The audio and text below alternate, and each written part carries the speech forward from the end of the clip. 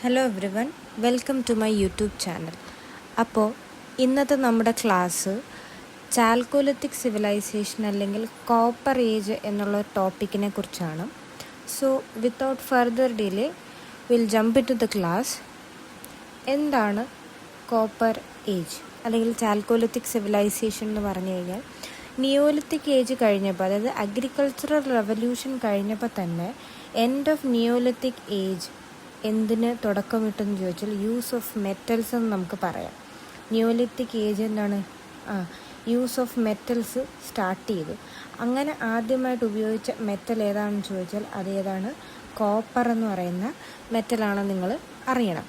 പിന്നെ ഇതെന്ന് പറയുന്ന ഒരു പ്രീ ഹാരപ്പൻ ആയിട്ടുള്ള ഒരു കൾച്ചറാണ്. അതായത് ഹാരപ്പൻ ഏജിന് മുന്നേ ആയിട്ട്, ഹാരപ്പൻ നമുക്കറിയാം ബ്രോൺസ് ഏജ് ആണെന്നറിയാം. അപ്പോൾ അതിന് മുന്നേ ആയിട്ട് നടന്നതൊരു, എന്നാൽ more or less contemporary to Harappan culture എന്ന് നമുക്ക് വേണമെങ്കിൽ പറയാം. അതായത് generally they are pre Harappan in generally എന്താണ്?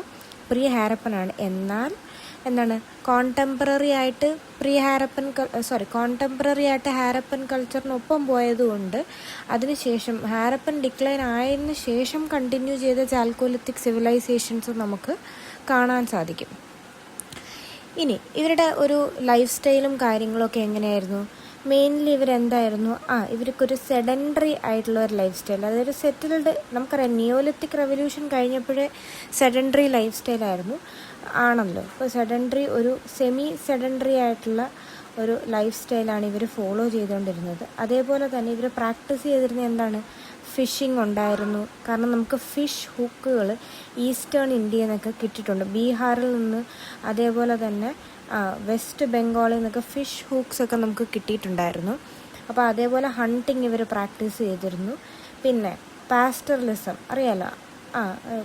ഇതേപോലെ എന്താ പറയുക, ആടല്ലല്ലോ, ഷീപ്പിനെയൊക്കെ മേയ്ക്കുന്ന പരിപാടി, ഇതൊക്കെയാണ് പാസ്റ്ററലിസം ഒക്കെ വരുന്നത്.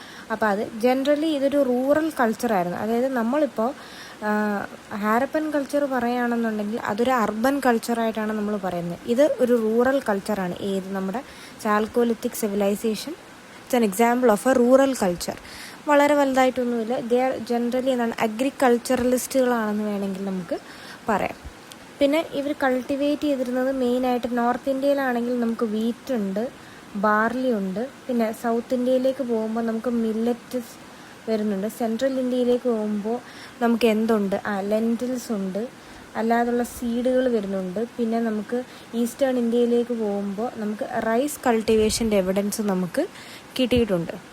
പിന്നെ ദ നോൺ ആനിമൽസ് എന്ന് പറഞ്ഞു കഴിഞ്ഞാൽ ക്യാമൽ ബോൺസ് കിട്ടിയിട്ടുണ്ട്. ഹോഴ്സിനെ കുറിച്ച് ഇവർക്ക് വലിയ പിടുത്തം ഇല്ല. അതേപോലെ തന്നെ നമുക്ക് ഹോഴ്സ് ആർക്കും അറിയില്ല. ഇൻഡസ് പീപ്പിളിനും ഹോഴ്സുമായിട്ട് അക്വൈൻറ്റഡ് അല്ല. വേദിക് ഏജൊക്കെ ആയപ്പോഴാണ് നമ്മൾ ഈ ഹോഴ്സിൻ്റെ ആൾക്കാരൊക്കെ വന്നു തുടങ്ങിയത്. അതേപോലെ ഇവർക്ക് ബുള്ളിനെ അറിയാമായിരുന്നു. കാരണം എന്തെന്ന് വെച്ചാൽ ബുള്ളെന്ന് പറയുന്നത് ഇവരുടെ ഒരു സിമ്പിൾ ഓഫ് റിലീജിയസ് കൾട്ട് എന്നൊക്കെ നമുക്ക് വേണമെങ്കിൽ പറയാം. കാരണം എന്താണ്, ഇവരുടെ വർഷിപ്പിന് വേണ്ടിയിട്ട് അവർ ബുള്ളിനെ യൂസ് ചെയ്തിരുന്നതായിട്ട് കാണിക്കുന്നുണ്ട്. അപ്പോൾ they were acquainted with bull. ഒരു വർഷിപ്പിൻ്റെ ഭാഗമായിട്ട് ബുള്ളിനെ ഇവർക്ക് പരിചയമുള്ളതായിട്ട് എന്ത് ചെയ്യുന്നുണ്ട്, പറയുന്നുണ്ട്. ഇതാണ് ഇവരുടെ ഒരു ലൈഫ് സ്റ്റൈലും കാര്യങ്ങളും ഒക്കെ വരുന്നത്.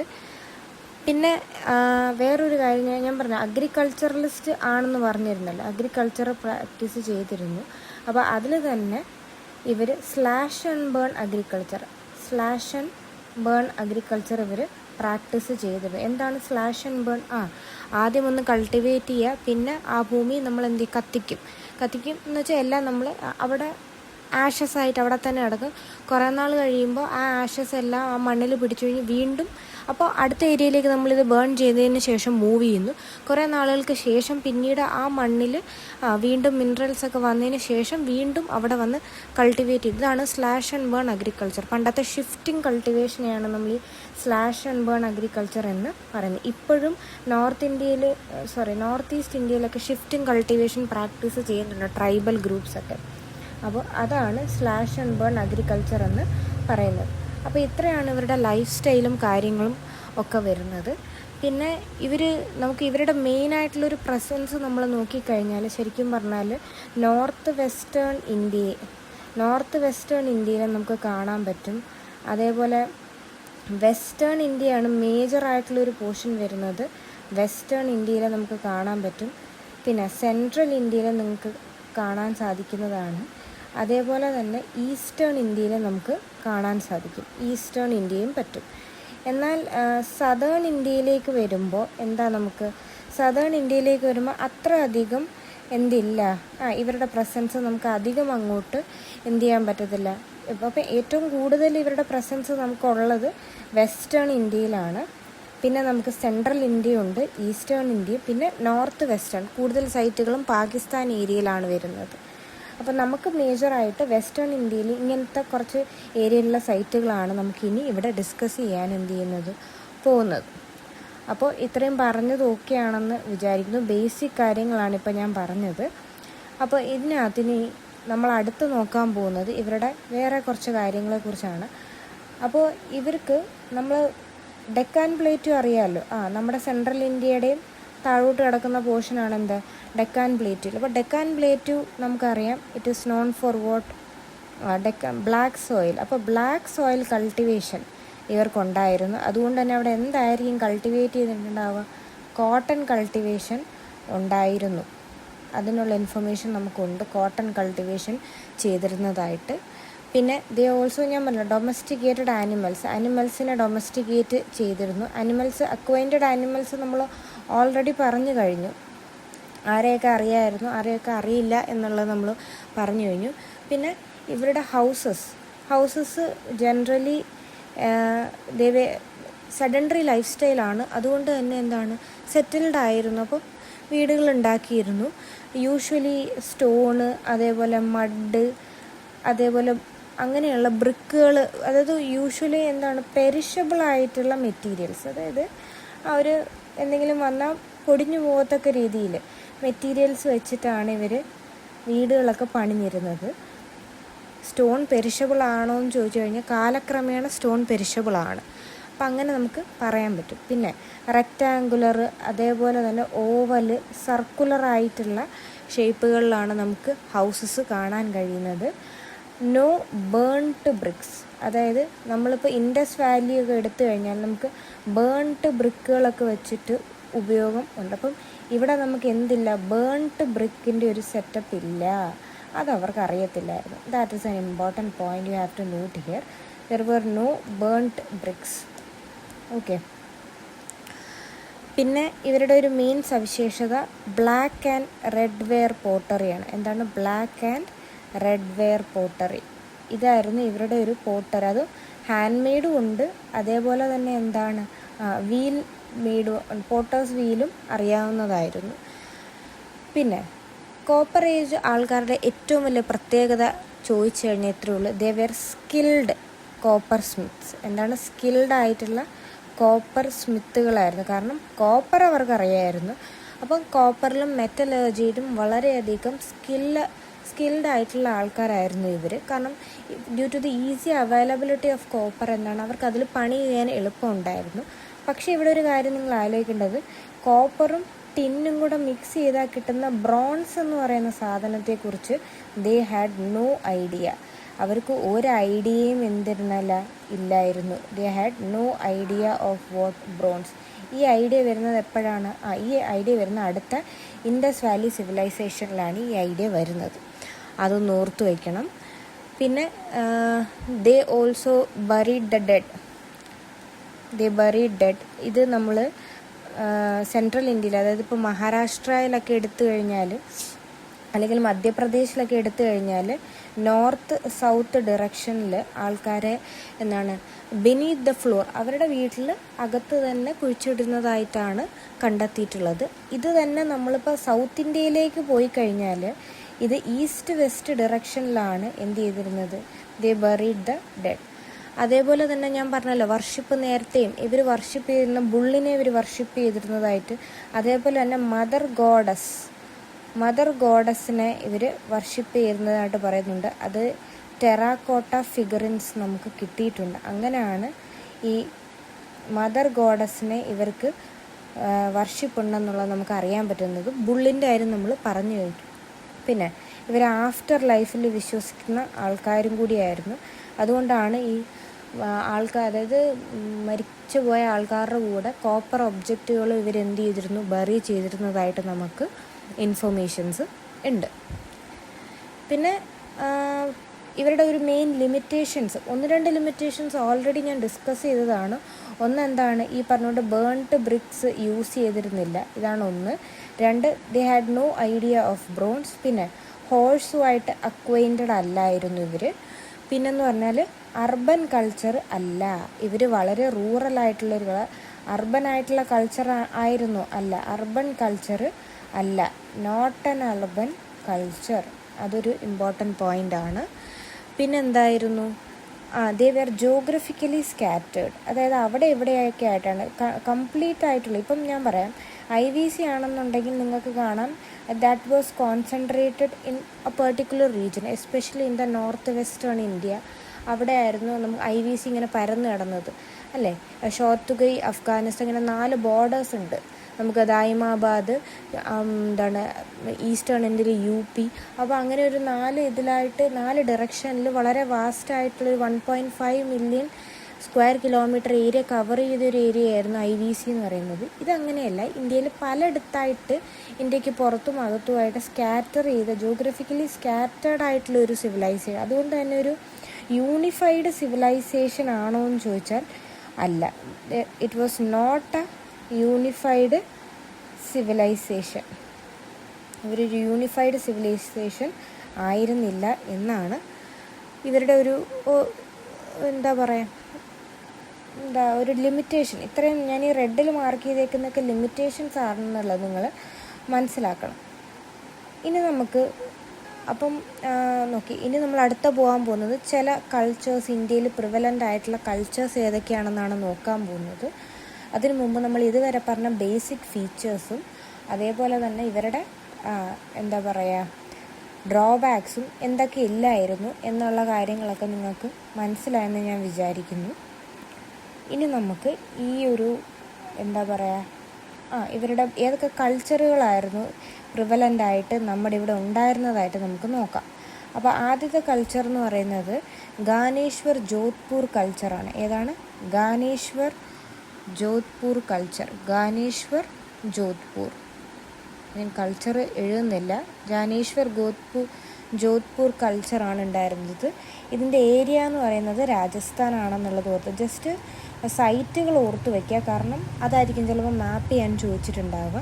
ഈ ഗാനേശ്വർ ജോധ്പൂർ കൾച്ചർ ഇതിനു മുമ്പ് ക്വസ്റ്റ്യൻസ് UPSC ചോദിച്ചിട്ടുണ്ട്. അതായത് ഇതെന്ന് പറയുന്നത് ഒരു പ്രീ ഹാരപ്പനാണ്, അതായത് പ്രീ ഹാരപ്പനിൽ ആയിട്ടുള്ളൊരു കൾച്ചറാണ്. നമ്മൾ നേരത്തെ പറഞ്ഞു generally they are pre Harappan in nature. ഏത്? Copper age. അപ്പോൾ ഇതൊരു പ്രീ ഹാരപ്പനാണ്. And they have contributed to Harappan culture also. Contributed to Harappa. എങ്ങനെയായിരിക്കും കോൺട്രിബ്യൂഷൻ നടത്തിയിട്ടുണ്ടാവുക?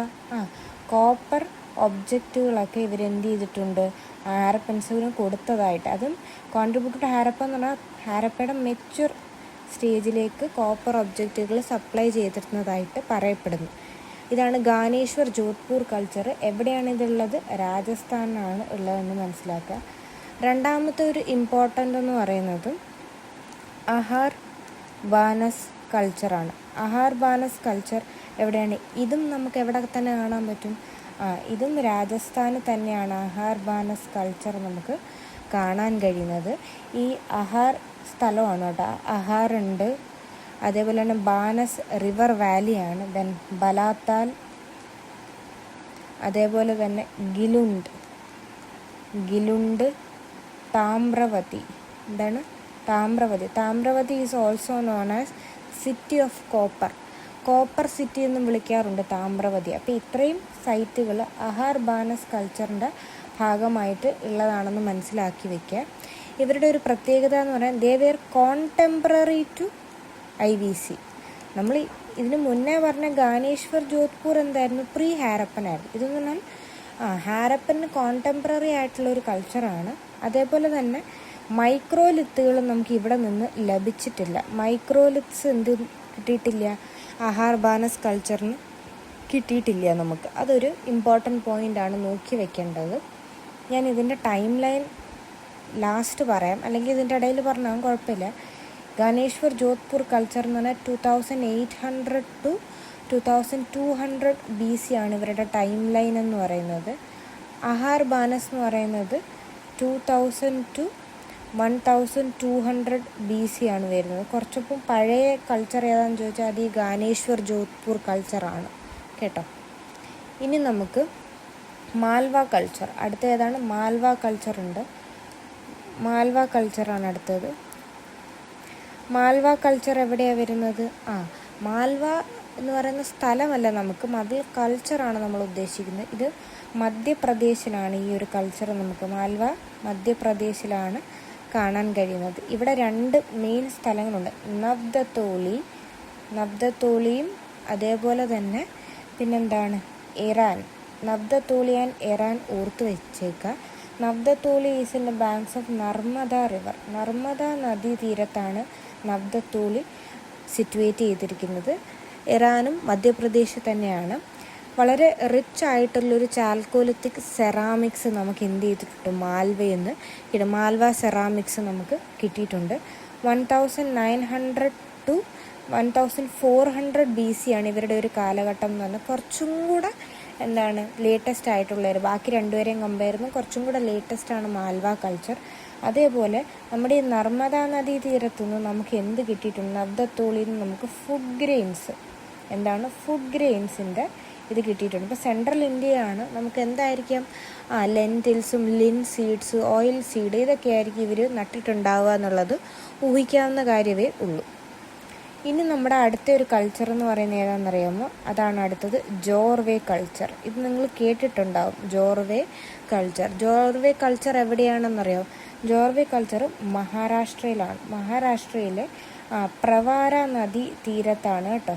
നവാസയിലെ പ്രവാര നദി തീരത്ത് നമ്മൾ HD സംഗാലി 1955 എന്ത് കണ്ടുപിടിച്ചു? ഫസ്റ്റ് മീസോലിത്തിക് സൈറ്റ് ഐഡൻറ്റിഫൈ ചെയ്തിരുന്നതായിട്ട് നമ്മൾ പഠിച്ചിട്ടുണ്ട്. വളരെ ലേറ്റസ്റ്റ് ആയിട്ടുള്ളൊരു കൾച്ചറാണ്. 1400 to 700 BC ആണ് ഇവരുടെ കാലഘട്ടം എന്ന് പറയുന്നത്. വളരെ ലേറ്റസ്റ്റ് ആണ് ഈ ജോർവേ കൾച്ചർ എന്ന് പറയുന്നത് കേട്ടോ. ഇവിടെ 2 സൈറ്റുകൾ വളരെ ഇമ്പോർട്ടൻ്റ് ആണ്. ഒന്ന് ദായിമാബാദ് ഇൻ മഹാരാഷ്ട്ര, അതേപോലെ ഇനംഗാവ് നിങ്ങളിനി ഒരുപാടെടുത്ത് കേൾക്കും. ദായിമാബാദിൻ്റെ പ്രത്യേകത എന്ന് പറഞ്ഞു കഴിഞ്ഞാൽ Daimabad is the largest chalcolithic settlement ആണ്. ചാൽക്കോലിത്തിക് സെറ്റിൽമെൻറ്റ് ഇന്ത്യയിൽ ഉള്ള ഏറ്റവും ലാർജസ്റ്റ് ചാൽക്കോലിത്തിക് സെറ്റിൽമെൻ്റ് ആണ് ഇത് ദായിമാബാദ് എന്ന് പറയുന്നത്. ഇനംഗാവ് ഓർത്ത് വയ്ക്കുക. റിച്ച് കോപ്പർ ഫൈൻഡിങ്സ്, നമുക്ക് ആർക്കിയോളജിക്കൽ ഫൈൻഡിങ്സ് എവിടെ നിന്ന് കിട്ടിയിട്ടുണ്ട്? ഇനംഗാവിൽ നിന്ന് കിട്ടിയിട്ടുണ്ടെന്നുള്ളതാണ് ഓർത്ത് വയ്ക്കേണ്ടത്. പിന്നെ ഈ ജോർവേ കൾച്ചറിൽ ഒരു ഇമ്പോർട്ടൻറ്റ് പോയിൻ്റ് നിങ്ങൾ ഓർക്കാനുള്ളത്, social inequality was visible here. ഈ ഒരു കൾച്ചറിൽ സോഷ്യൽ ഇനിക്വാലിറ്റി വിസിബിൾ ആയിരുന്നു. എങ്ങനെയാണെന്ന് ചോദിച്ചാൽ സെറ്റിൽമെൻറ്റ് ഹൈറാർക്കി എന്ന് പറയും ഇതിന്. സെറ്റിൽമെൻറ്റ് ഹൈറാർക്കി നിങ്ങൾക്കിവിടെ കാണാം. എന്താണ് സെറ്റിൽമെൻറ്റ് ഹൈറാർക്കി എന്ന് ചോദിച്ചാൽ, അതായത് ചില ഹൗസസൊക്കെ വളരെ വലുത്, ചില സെറ്റിൽമെൻറ്റുകളൊക്കെ ഒരുപാട് സ്ഥലം കവർ ചെയ്ത സെറ്റിൽമെൻറ്റ്, ചില സെറ്റിൽമെൻറ്റുകളൊക്കെ ചെറുത്. അപ്പം നമുക്ക് ഊഹിക്കാവുന്നതേ ഉള്ളൂ, വലിയ ആൾക്കാർ കുറച്ചധികം വലിയ ഏരിയകളിൽ താമസിച്ചു, ചെറിയ ആൾക്കാർ ഫ്രിഞ്ചസിൽ താമസിച്ചു എന്നുള്ളത്. അതുകൊണ്ടാണ് സെറ്റിൽമെൻറ്റ് ഹൈറാർക്കി നിങ്ങൾക്ക് ജോർവേ കൾച്ചറിൽ എന്ത് ചെയ്യാൻ പറ്റുന്നുണ്ട്? കാണാൻ സാധിക്കുന്നുണ്ട്. അപ്പോൾ അതാണ് നമ്മൾ ഈ പറഞ്ഞ, ഇപ്പം നമ്മൾ 4 ഡിസ്കസ് ചെയ്തു. അത് ഓക്കെ ആണെന്ന് ഞാൻ വിചാരിക്കുന്നു. ഏതൊക്കെയാണ്? ഗാനേശ്വർ ജോധ്പൂർ, അഹാർ ബാനസ്, മാൽവ ആൻഡ് ജോർവേ കൾച്ചറാണ് വരുന്നത്. ഇനി നമുക്കുള്ളത് അടുത്ത ഏതാണെന്ന് ചോദിച്ചു കഴിഞ്ഞാൽ, അടുത്ത നമ്മുടെ ഓക്രേ കളേർഡ് പോട്ടറി വെയർ. ഏതാണ്? Ochre coloured pottery ware culture. ഈ കോപ്പർ ഏജിൽ നമുക്ക് black and red ware pottery ആണ് നമ്മൾ നേരത്തെ പഠിച്ചായിരുന്നല്ലോ. അപ്പോൾ ഇവിടെ വരുമ്പം ഇതൊരു ഡിഫറെൻ്റ് ആണ്. ഈ ഓക്രേ കളർ എന്ന് പറഞ്ഞു കഴിഞ്ഞാൽ ശരിക്കും പറഞ്ഞാൽ റെഡാണ്, കളറ് റെഡാണ്. ഈ റെഡ് കളറ് ശരിക്കും പറഞ്ഞാൽ it appears ochre in colour. Red സ്ലിപ്പാണ്, അത് പിന്നീട് ഓക്രേ എന്ന് പറയുന്ന വേറൊരു കളറായിട്ട് മാറുന്നു. ഇത് നമ്മൾ ബ്ലാക്ക് ബാക്ക്ഗ്രൗണ്ടിൽ എന്ത് ചെയ്യുന്നു? പെയിൻറ്റ് ചെയ്യുന്നു. ഇതാണ് ഈ ഒരു മറ്റേ സെറ്റപ്പ് തന്നെ, black and red wear Potter തന്നെയാണ്. ഇതിൻ്റെ ഒരു വേറൊരു വെറൈറ്റിയാണ്. ഇത് ഉണങ്ങുമ്പോൾ വേറൊരു കളറാവും എന്നേ ഉള്ളൂ. മെയിനായിട്ട് ഈ ഓക്രെ കളർഡ് പോട്ടറി വെയർ നമുക്ക് ഇൻഡോ ഗാംഗറ്റിക് പ്ലെയിനിൽ, എവിടെയാണ് ഇൻഡോ ഗാംഗറ്റിക് പ്ലെയിനിൽ, അതായത് ശരിക്കും പറഞ്ഞാൽ നമ്മുടെ പെനിൻസുലാർ അല്ലെങ്കിൽ നോർത്ത് ഇന്ത്യയിൽ നമുക്ക് കാണാൻ പറ്റുന്നതാണ് ഈ ഒരു ഓക്രെ കളർഡ് പോട്ടറി വെയർ എന്ന് പറയുന്നത്. അപ്പോൾ ഇവിടുന്ന് നമുക്ക് ഒരുപാട് കോപ്പർ എന്താണ് ഫിഗേഴ്സ് കിട്ടിയിട്ടുണ്ട്. അപ്പോൾ അതുകൊണ്ട് തന്നെ ഈ ഓക്രെ കളർഡ് പോട്ടറി വെയർ കൾച്ചറിനെ അവരൊരു പേരും കൂടെ വിളിക്കും, കോപ്പർ ഹോഡ് കൾച്ചർ. എന്തുകൊണ്ടാണ് കോപ്പർ ഹോഡ് കൾച്ചർ എന്ന് വിളിച്ചതെന്ന് ചോദിച്ചാൽ ഒരുപാട് കോപ്പർ ഫിഗേഴ്സ് നമുക്ക് എന്താണ് ഈ ഒരു നോർത്ത് ഇന്ത്യ അല്ലെങ്കിൽ ഇൻഡോ ഗാംഗറ്റിക് പ്ലെയിനിൽ നമുക്ക് കിട്ടിയിട്ടുണ്ട്. അപ്പം ഇതും നമ്മുടെ സെയിം ക്യാരക്ടറിസ്റ്റിക്സ് തന്നെയാണ്. ഇംപോവറിഷ്ഡ് ഹാരപ്പൻ കൾച്ചർ റൂറൽ കൾച്ചറിന് എക്സാമ്പിൾ തന്നെയാണ്, വലിയ വ്യത്യാസമൊന്നുമില്ല, സ്ഥലം മാത്രം ഒന്ന് മാറി. അടുത്ത കൾച്ചർ എന്ന് പറയുന്നത് Kayatha culture. Kayatha is a place. Kayatha culture നമുക്ക് മധ്യപ്രദേശിലാണ് കാണാൻ കഴിയുന്നത്. മധ്യപ്രദേശിൽ നമുക്ക് ചമ്പൽ വാലിയില്ലേ, ചമ്പൽ നദീതീരത്ത്, അവിടെയാണ് നമുക്ക് ഈ ഒരു കായത കൾച്ചർ കാണുന്നത്. ഇത് ശരിക്കും പറഞ്ഞാൽ end of Harappan culture. Harappan കൾച്ചറിൻ്റെ അതായത് IVCയുടെ എൻഡിൽ കാണാൻ കഴിയുന്ന ഒരു കൾച്ചറാണ്. അപ്പം ഞാൻ പറഞ്ഞ പോലെ തന്നെ പല ചാൽക്കോലിത്തിക് കൾച്ചറുകളും ഹാരപ്പൻസിന് പ്രീ എന്നുള്ള സ്റ്റേജിലല്ല, പ്രീ ആയിരുന്നു, കോണ്ടംപററി ആയിരുന്നു, എൻഡിങ് ആയിരുന്നു, even after Harappan it continued എന്നതിൽ നമുക്ക് കറക്റ്റായിട്ട് ഇവിടെ ഒരു ഡിഫറൻസിയേഷൻ കാണാൻ സാധിക്കും. അടുത്തത് കൾച്ചറല്ല, സൗത്ത് ഇന്ത്യയിലെ കേസാണ് പറയുന്നത്. സൗത്ത് ഇന്ത്യയിൽ ഈ പറഞ്ഞ കൂട്ട് നമുക്കൊരു വളരെ ഡിസ്റ്റിങ്റ്റീവ് ആയിട്ടുള്ളൊരു അല്ലെങ്കിൽ ഒരു ഫുള്ളി ഫ്ലെഡ്ജ്ഡ് ആയിട്ടുള്ള ഒരു chalcolithic fully fledged chalcolithic civilization കാണാൻ സാധിക്കില്ല ഇവിടെ. പക്ഷെ നമുക്ക് black and red ware pottery നമുക്ക് കാണാൻ സാധിക്കും. അതേപോലെ തന്നെ ഇവിടെ നമുക്ക് ചാൽക്കോലിത്തിക് സിവിലൈസേഷന് ശേഷം ഡയറക്റ്റായിട്ട് നമുക്ക് മെഗാലിത്തിക് കൾച്ചറാണ് കാണാൻ പറ്റുന്നത്. എന്താണ് മെഗാലിത്തിക് കൾച്ചർ? മെഗാലിത്തുകളാണ് സൗത്ത് ഇന്ത്യയിലേക്ക് പോയാൽ നിങ്ങൾക്ക് കാണാൻ സാധിക്കുന്നത്. ഇവിടെ നമുക്ക് കോപ്പറിൻ്റെ ടൂൾസൊക്കെ കിട്ടിയിട്ടുണ്ട്. പക്ഷേ വളരെ വെൽ ഡെവലപ്ഡ് ആയിട്ടുള്ളൊരു ചാൽക്കോലിത്തിക് സിവിലൈസേഷൻ നമുക്ക് അല്ലെങ്കിൽ ഒരു കൾച്ചർ ഇവിടെ നമുക്ക് കാണാൻ സാധിക്കത്തില്ല. ഇതേപോലെ തന്നെ ഈസ്റ്റേൺ ഇന്ത്യയിൽ എന്ന് പറയുമ്പോൾ മെയിനായിട്ട് നമുക്ക് ബീഹാറിലും അതേപോലെ തന്നെ വെസ്റ്റ് ബംഗാളിലും ഒക്കെ നമുക്ക് നേരത്തെ പറഞ്ഞ പോലെ ഫിഷ് ഹുക്സ് നമുക്ക് കിട്ടിയിട്ടുണ്ടായിരുന്നു. അവിടെ റൈസാണ്, അതായത് ഫിഷിങ് ഉണ്ടായിരുന്നതിൻ്റെ ഒരു എവിഡൻസും റൈസാണ് അവിടെ കൾട്ടിവേറ്റ് ചെയ്തതിൻ്റെ എവിഡൻസും നമുക്ക് ഉണ്ടായിരുന്നു. അവിടെ എന്ന് പറഞ്ഞാൽ ഈ പറഞ്ഞ copper culture directly turned into iron age. അയണിൻ്റെ ഇത് വന്നു, അതായത് ബ്രോൺസിനെ വിട്ടിട്ട് അടുത്ത അയൺ ഏജിലേക്ക് ഡയറക്റ്റായിട്ട് ഇവർ പോകുന്നതായിട്ട് നമുക്ക് കാണാൻ സാധിക്കും. അപ്പോൾ പലയിടത്തും പല രീതിയിലാണ് സിവിലൈസേഷൻസ് ഇന്ത്യയിൽ ഉണ്ടായിക്കൊണ്ടിരുന്നത്. എല്ലാം ഒരേപോലെ അല്ലെങ്കിൽ കണ്ടിന്യൂസ് ആയിട്ടല്ല പോയത്, സൈമൾട്ടേനിയസും ആയിരുന്നില്ല, കണ്ടിന്യൂസും ആയിരുന്നില്ല, പലയിടത്തും പല രീതിയിലാണ് മുന്നോട്ട് പൊയ്ക്കൊണ്ടിരുന്നത്. അപ്പോൾ ഇതാണ് നമ്മുടെ കോപ്പർ ഏജ്, ചാൽക്കോലിത്തിക് സിവിലൈസേഷൻ.